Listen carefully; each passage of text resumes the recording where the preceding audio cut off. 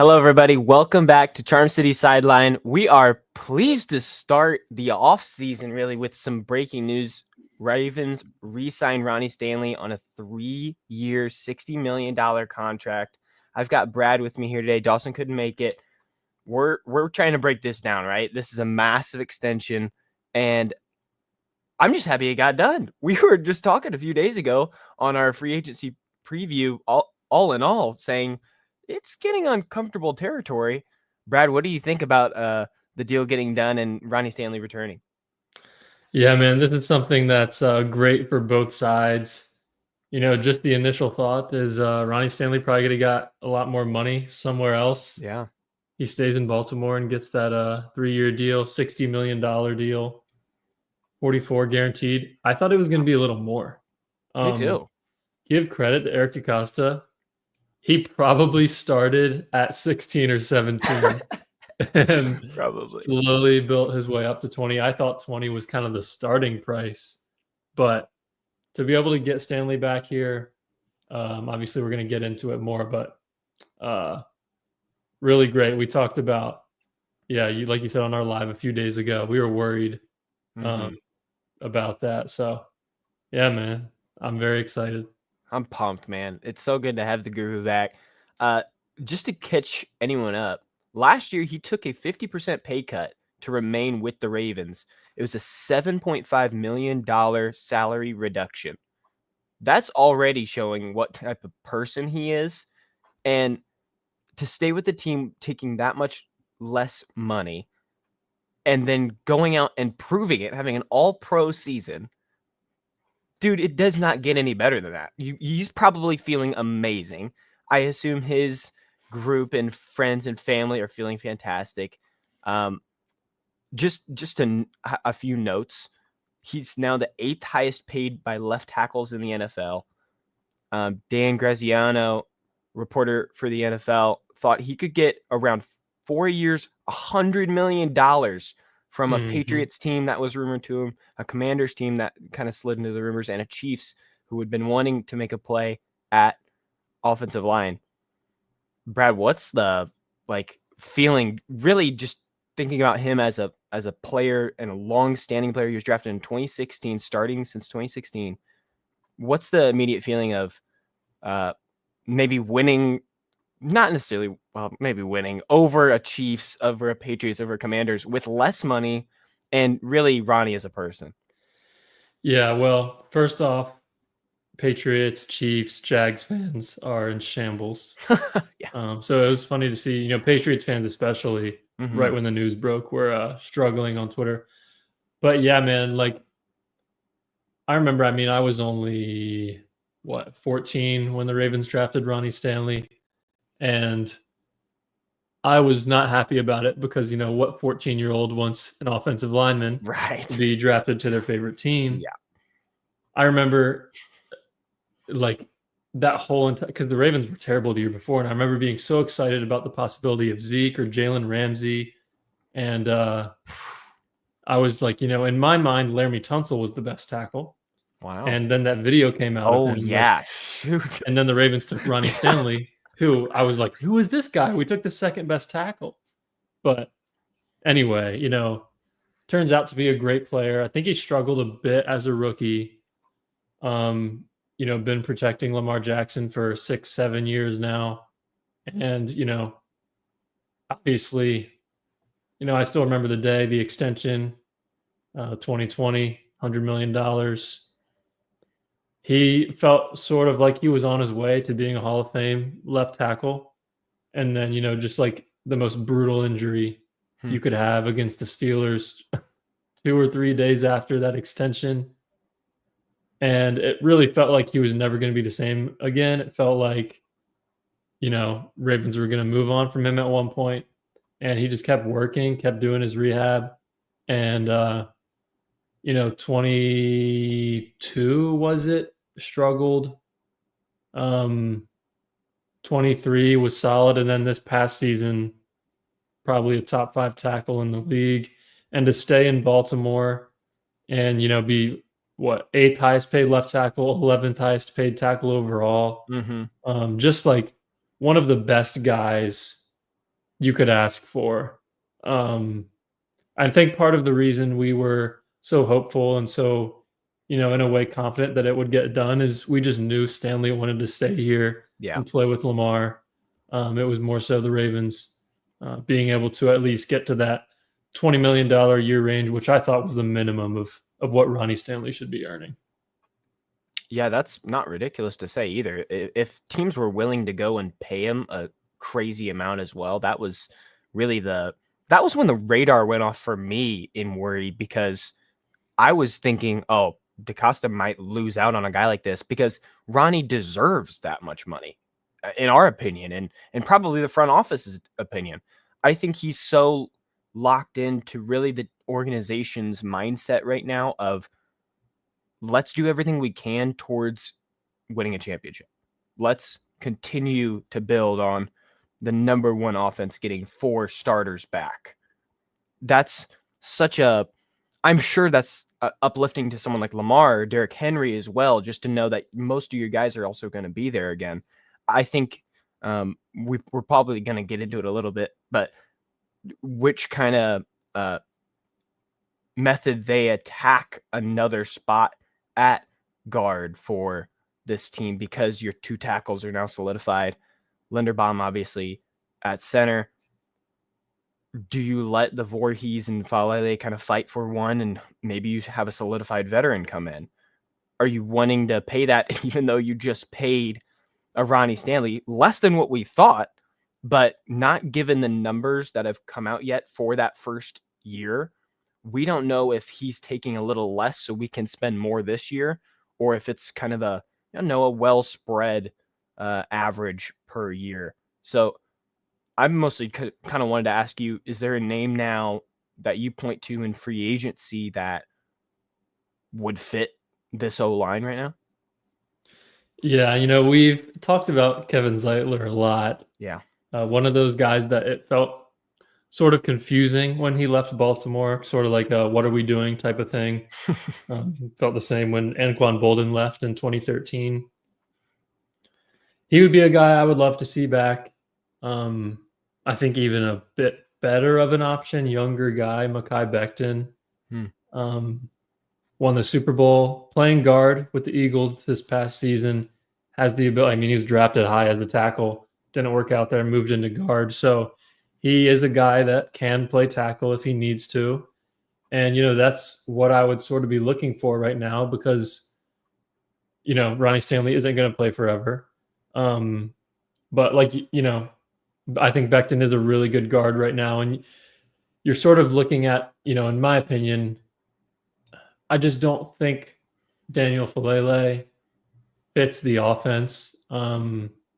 Just a really massive guy that you see, just with a lot of blocks. I think he is a good football player. I just think maybe he fits more like on an Eagles team, right?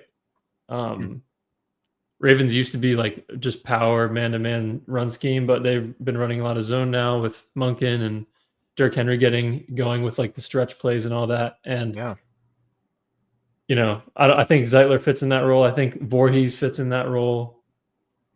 So I'd really just be looking for another guard to probably start, and then let Voorhees. You can let Falele along with Voorhees, and maybe another rookie battle it out at the other guard spot. That's kind of how I would look at the rest of the O-line. The good news is, and I thought this, right after they signed him, it's the exact, like, worst case scenario. It's the exact same offensive line as last year. Yeah. And everyone is going to be better. You would think, at least. So yeah. That's the good news there, is like worst case scenario, it's probably a slightly better O-line than last year. Also without the September struggles. So that's good news too. And what you said about really what the line will look like, if it is the Ravens we know, I would predict that you have a Falele or Voorhees fight for one spot, maybe including a rookie guard that you have drafted with your 11 picks. I assume they'll get a guard or tackle for sure. If you're losing Makari in free agency, which is kind of likely. He's supposed to be paid a handsome amount of money because of his ability to be a swing guy. Do you find a tackle and hope that he can be a backup kind of guy, or do you find a guard and see if they can move all around the place?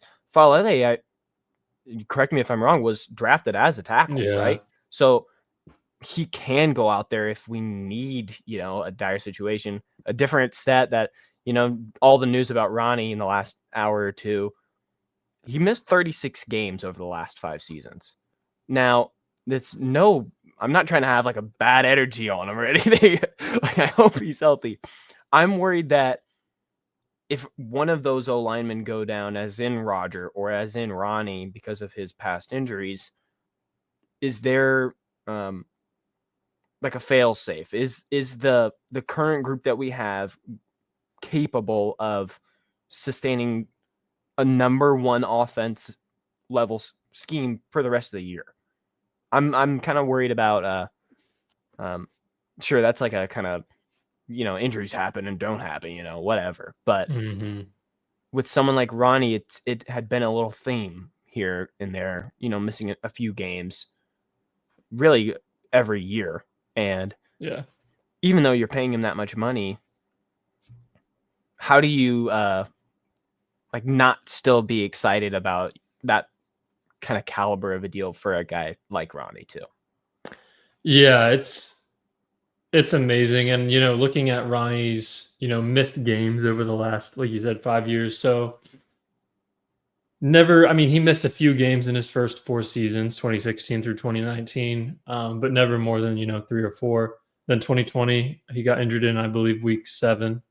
So he played 6 games in 2020, then 1 game in 2021. So he was really out for like a year and a half with that injury.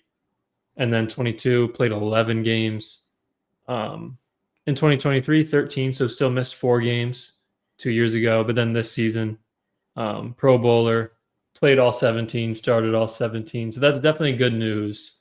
And I think that had a lot to do with how the Ravens feel about him not missing a single game last year. Yeah. But yeah, I in terms of, adding another tackle, maybe they're probably going to lose McCary now. So he was definitely that swing tackle that you could rely on when someone gets injured. So that's definitely it's funny how the Ravens signed Stanley and now we're like, oh, you still need another tackle. But like, you need one more guy. I think they still only have like 5 offensive linemen on the roster. And they usually go into their final 53 usually has 10 guys on there. So probably still going to add a few and then draft a few. Definitely need to add 1 or 2 tackles. I'm not sure what's going to happen with Josh Jones. I believe he's a free agent.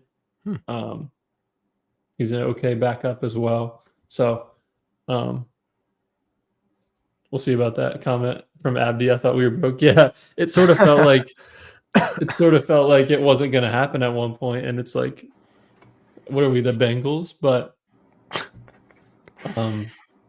it was just EDC trying to get as low of a price as possible this whole time, which we should have known. Should we talk about this from Prime Trust here? Oh, sure. Y'all think we're going to get a big player in free agency? Probably not.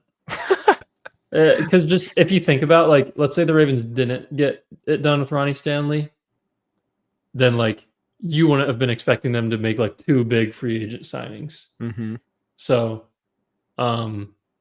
probably not. It's I think they have, we'll see what happens with Mark Andrews. That'd free up $11 million, but I think they got to fill in the gaps, right? Like you need a corner, need to add maybe an edge rusher, maybe a safety, but like not expensive guys, and then go into the draft, which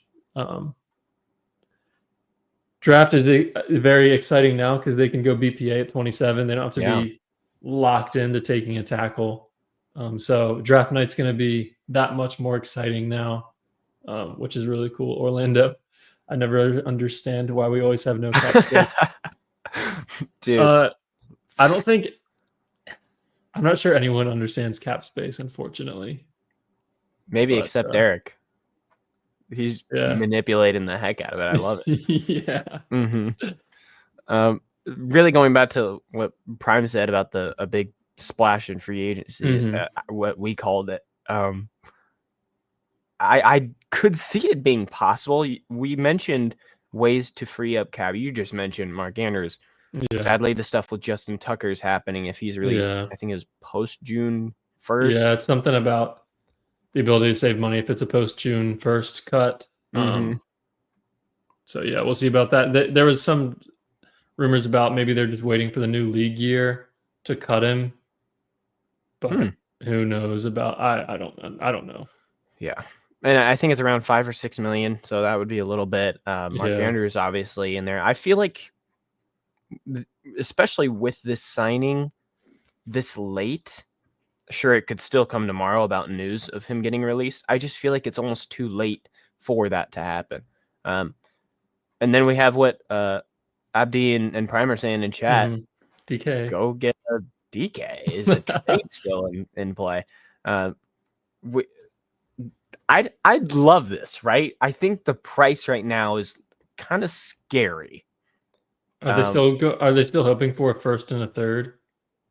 Well, it's even looked kind of different because the Patriots are the big name again for a DK, and they have 38, and 38 is an enticing second rounder. So if you get 38 and one of their thirds, they have two of them, then you can probably get a deal done. That's pretty good compensation for a guy on an expiring deal. It'd be hard to match that up unless you probably give up a player, but I feel like that's unlikely. Really, we could push all the chips in the table for a DK. I think you have to reach an extension with someone like Lamar or someone like Derrick Henry, who are probably both going into years where they're paid a handsome amount. I know Derrick is on the back half of his contract, so ways to free up a bunch of cap. I think you can extend Marlon, is what we read. There's a few options, but I mean, DK's in the cards. It's just a rare card. Like it's a pipe dream for sure. Yeah, I would say I definitely don't see that happening, but you never know, right? The Ravens have it's going to go down now, but before the Ronnie Stanley signing, the Ravens had over $100 million in cap space for next offseason. Obviously, a bunch of free agents, but if they want to trade for DK and extend him right away, it would be possible to get done, but I don't think it is. Prime Trust is asking about restructured contracts. There are a few guys they can restructure. If they end up keeping Andrews, they can restructure him. They can restructure Roquan, Marlon. They can restructure Lamar, but that would not probably be the best decision because he already has a $72 million cap hit next season. An extension for Lamar is definitely what needs to get done. On Ronnie Stanley, this stat from Sports Info Solutions just shows how elite he is. He's really known for his pass blocking, but I'd say he's an underrated run blocker. And this tweet is from Jonas Schaefer, but the stats are from Sports Info Solutions on outside runs to the left and off tackle runs to the left, which obviously Stanley's left tackle. The Ravens led the NFL in yards and averaged almost 7 yards per carry. Wow. On runs to the left, Ravens had 1,400 rushing yards. The next best team was the Lions with just over 1,000. And the Ravens only had 4 more attempts than the Lions with 400 more rushing yards on runs to the left. So I wanted to actually kind of give you a little more news to the Ronnie contract. Okay. He's going to be receiving $22 million per year in the first 2 years of the extension. So 60 minus 22, we're looking at 16 at the end of it, the last year. So in terms of cash, right? Right. So that's just by the looks of it, mean that he's getting paid a good amount of money these first 2 years, the third one being a little less, but maybe that's around extension time again and so on and so on. But any immediate thoughts on the money, I guess? That's at least interesting. And, it's hard to say what the actual cap hit's going to be until we get that exact number. But, yeah, in terms of cash that Ronnie Stanley is going to be getting in his bank account, $44 million over the next 2 seasons. So that's sort of all the guaranteed money right there. So that sort of tells me that Ravens would be able to get out of the third year if they have to. So, I mean, almost always the last year of a contract is sort of set up so the team can get out of it if they need to. But that's great to see for Ronnie, man. You know, I mean, I guess he did get $100 million before the injury, but Yeah. to be able to get another contract on top of that is just, insane. Mm-hmm. And a lot of credit goes to him, like I said, for how hard he worked to get back. And even under this tweet from Diana Rossini, who tweeted that the first 2 years being 22 million, like, it's Pats fans going berserk. They're just pissed because they think, you know, add 10 million more in guarantees or in the first 2 years, in both those years. Like, they're willing to sell out for a 30-year-old all-pro left tackle to protect whatever cornerback they're going to have. Yeah. That's just uplifting, I think. It probably is really good to see if you're DaCosta and Biscotti as just, you know, ownership realizing you've picked the right guy in all aspects, whether he's talented enough and as a person. That makes me happy just as a fan of him, knowing that he got what he deserved too. So I'm happy about that, and about the fact that he wants to be in Baltimore. He chose Baltimore from the get-go. For sure. And that the other teams, even with the extra money, he didn't care about that, which you got to love. You got to love, especially in a world where he's fought through so much injuries. You missed 36 games in the last 5 seasons and then have an all-pro year this last year. You think, oh, man, you'd be on top of the world. You'd be like, oh, I'm going into free agency. Everyone's going to want me. Yeah. And you still go back to the team that believed you, drafted you, and has taken care of you, been with you through all the steps of that process. I love that as an organization too, just as a solidified Raven, you know? Yeah, I saw a tweet. I apologize. Can't remember who it was from, but basically talking about that Ronnie Stanley was very appreciative of the Ravens for being so patient with him during the recovery process. So he kind of feels like, in a way, like owes a lot to them, or at least sort of just respects them a lot and wanted to come back. So that's awesome. Yeah, that's pretty cool. Really, I think we could kind of wrap it up with maybe a prediction, and a final prediction, whether you think it, like, for that last guard spot.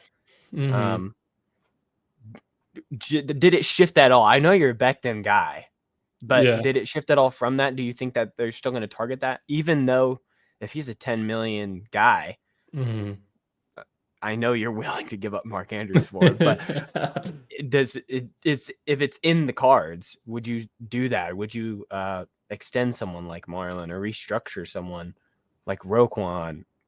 What do you think? Yeah, I would definitely make a move to bring in another offensive lineman. And then, you know, if the Ravens bring in another guard, they can basically draft defense with like their first like 4 to 5 picks.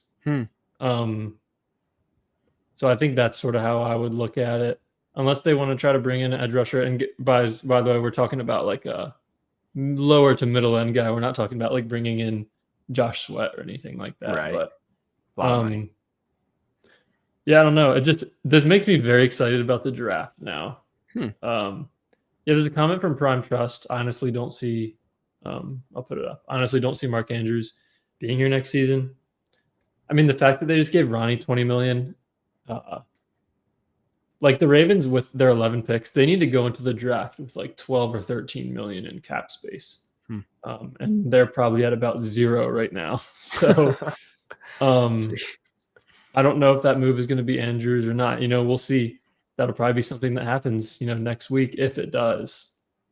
Or they go with restructures or a Lamar extension, or maybe both. So a lot's going to be happening still within the organization. For sure. Where I kind of wanted to basically butt heads is, if you do get, you know, a guard, you are stuck with mostly defense. Yeah. In those next few rounds, or maybe a wide receiver, I guess.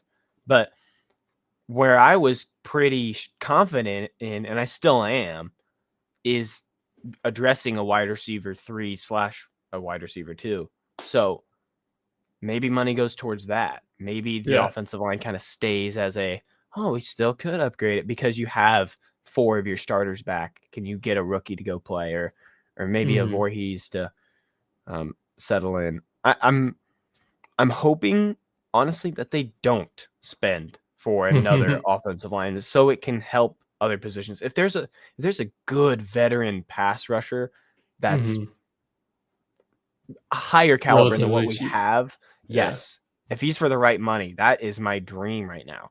I think they can still get a good wide receiver in the back end of free agency, but I think a pass rusher sounds pretty enticing right now if they can nail the pick. Yeah. I see what you're saying. Definitely would put you in a tough spot in terms of defense, but I don't know. We'll see. And Nick Worry maybe won't end up rising as much as we think he will. So Oh, there you go. that's definitely the guy. I remember 2 years ago when I wanted Zay Flowers really bad, and no one else in our community, No. in terms of the Ravens pages, was agreeing with me on Instagram. But yeah, Nick Worry is probably my guy this year. So we'll see if that ends up happening. But yeah, if you have the magic touch for the last one, dude, I mean, shoot. Yeah, there you go. Nate Wiggins was definitely not as much on my bingo card last year. Yeah, that's true. That's true. But I loved the pick immediately. That's probably all I got. Good little breakdown of Mr. Ronnie Stanley coming back. Pumped up for it. Great start to the off season. You got anything else you want to add? No, it's just funny how Patriots fans are saying like, "Oh, we could have given him so much more than that." I know. No, he didn't want to go to play for. They don't know. He didn't want to go win 4 games in New England. So, dang, don't have to roast him, man. Dang. But yeah, this just sets up for obviously not another huge splash move coming up, but this sets up for an exciting offseason in terms of Ravens just filling in the holes, and they already have a great roster. So yeah, it'll be interesting from here on out, especially because they need to make some cap moves now too. Yeah, that's probably the next things we'll even be reporting on. This free agency starts Monday, and I feel like we aren't going to be doing any streams because what moves can be made off rip if there's no cap? At least there could be, like we said in the last one, that sometimes those cap changes don't get announced immediately. So, hey, maybe something happens if we get to go live with you guys again. But until then, thank you guys so much for watching. As always, thank you for the love and support on the channel. We do have a membership on the channel right now. If you want to be a part for the offseason, it's some cool stuff to get. I forgot what it is, to be honest. We haven't really talked about it in a while, but I just want to shout it out. I want to shout out the Spotify. We're on there. We're trying to get on Apple Music. We say Apple Podcasts. We always talk about that.